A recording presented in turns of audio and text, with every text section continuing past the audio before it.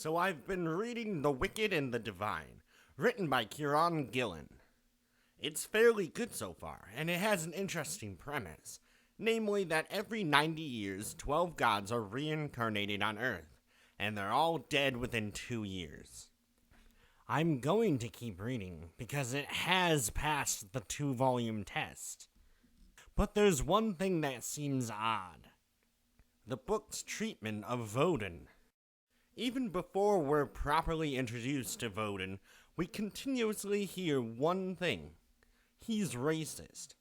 The normal people call him racist. The gods call him racist. Everybody shouts it from the rooftops. Woden is racist.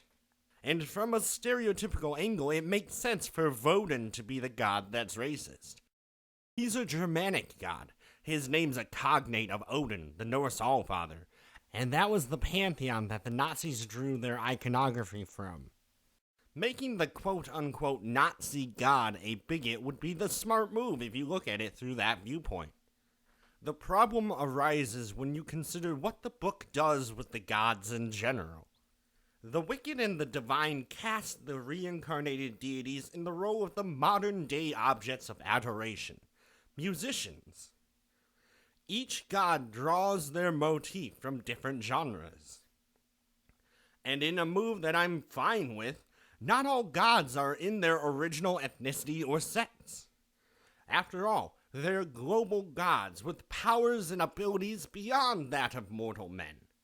Who gives a goddamn what their shell looks like? Which brings us to a minor plot point in the beginning of the series. Some of the gods are being interviewed, including this version of Amaterasu.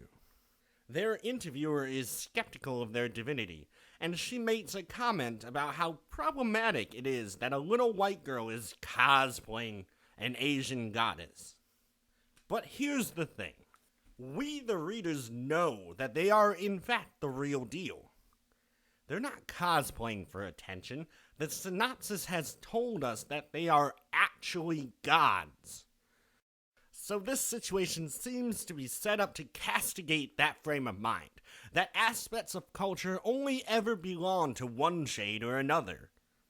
It seems to be saying that we should respect more than something's appearance.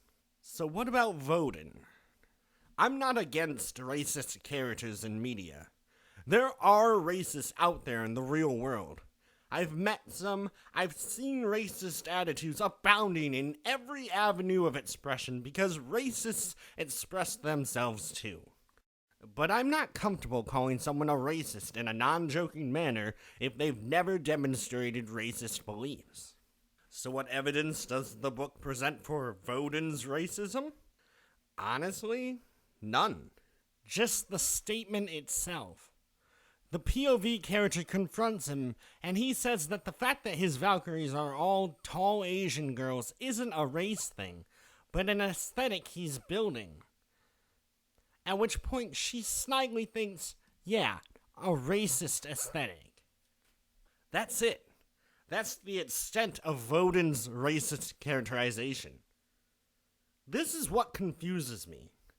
This girl is a fan of the gods, not just a believer in them, an actual fan, and she knows that the gods are all about aesthetics.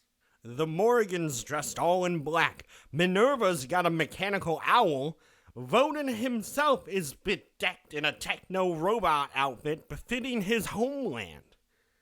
So why does she, and the gods themselves, ignore the implied point of the aforementioned scene, which she was present for, and judge Woden to be racist based on a tiny aspect of his image? It doesn't make much sense. It just looks like the writers shoved all those lines in there to make the Nazi god the racist one, which is really lazy. Again, I'm only just getting started with this series, so maybe he starts throwing rallies later, I don't know. Maybe they'll give actual reasons for why everyone calls Woden a racist. Until then, though, this'll remain an annoying oddity in an otherwise decent story. So what do you guys think? Is this annoying, or am I just being a giant dumb? Leave your comments below. Subscribe to my Patreon to give me money, I guess. And follow me on Twitter. Subscribe to me on this channel. I should have said that first.